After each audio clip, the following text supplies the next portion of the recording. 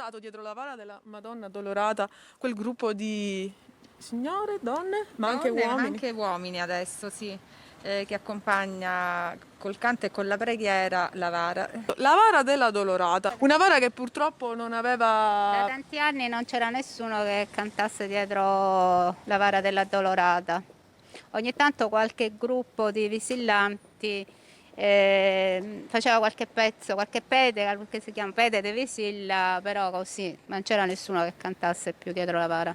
Quindi avete praticamente riscoperto questi canti. Raccontamici un po' cosa... Ricordandomi in passato che c'erano sempre delle signore che cantavano dietro la vara dell'Addolorata, io ero piccolina però me lo ricordo, e come cantavano? Cantavano scalze con i capelli sciolti e intonavano questi canti tradizionali per lo più in dialetto siciliano. E sono canti per lo più antichi, infatti c'è un gran lavoro di ricerca proprio storica, musicale.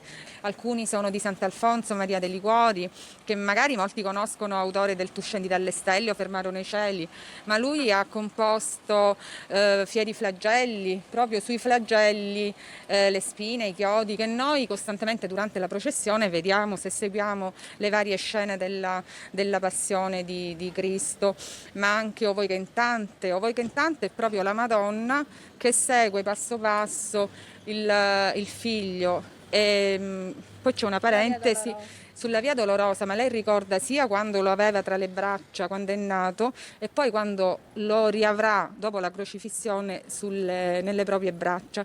Quindi questi, ma tanti altri, anche alcuni canti in dialetto. Venerdì di marzo, questo Più lo... importante, il più conosciuto. Ecco, più che più importante è il più conosciuto, perché viene affiancato al canto del Vexilla dietro gli altri gruppi statuari. Stabat Mater, stava Maria, dove? Sotto la croce. E quindi anche nel cantare deve venire fuori in forma di preghiera, perché preghiera non è un'esibizione, quella che noi facciamo. È una preghiera cantata che si alterna alla preghiera proprio parlata, recitata. Vi emozionate quando cantate? Provate anche Ovvio, ad Sì, emozionarvi? ovvio. certamente.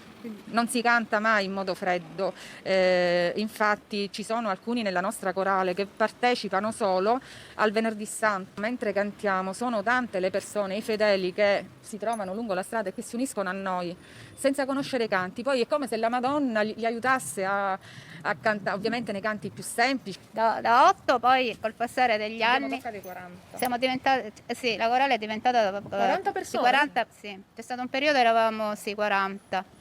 E venivano proprio per la grande devozione nei confronti della Madonna Addolorata. Sì, siamo fermi dall'anno scorso perché ovviamente le disposizioni non lo permettono, non lo consentono, quindi lo stiamo vivendo con la fede, stiamo chiedendo anche alla Madonna di aiutarci a viverla con fede, questo momento di riposo, un pregare in modo diverso, ecco. Per farci capire che la processione del Venerdì Santo, prima di ogni cosa, deve essere una processione sacra. E ritornare di nuovo a quei periodi dell'essenziale, quando le vare non avevano tutti questi addobbi, ma proprio si faceva la processione per fede. Non cantiamo il Vexilla, ma solo il venerdì di marzo. Ah, non cantate il Vexilla, quindi sono l'unica corale che non esegue la Vexilla. No, perché noi stando dietro l'Addolorata facciamo i canti dedicati alla Madonna. Non siamo visillanti. Portate in canto la preghiera, il dolore. Oh, quanto dolore, non a caso la Madonna è la corredentrice assieme a Gesù, non è la redentrice perché solo Gesù è il Redentore, solo Cristo, ma lei è la corredentrice. Infatti metaforicamente la spada che la lancia trafisse Gesù, però metaforicamente una spada trafigge l'anima di Maria, quindi questo è il dolore di Maria. Nel donarci, Il dolore di Maria si racchiudono tutti i dolori del mondo, è l'espressione più alta del dolore. Lei ha donato suo figlio. Ha donato per la nostra suo salvezza. figlio per noi. E noi dovremmo tenere a mente tutto questo, sempre. Allora, intanto vi ringraziamo per la vostra disponibilità e per aver portato Grazie a te. il vostro sentimento, la vostra emozione, la vostra fede dietro questo Grazie.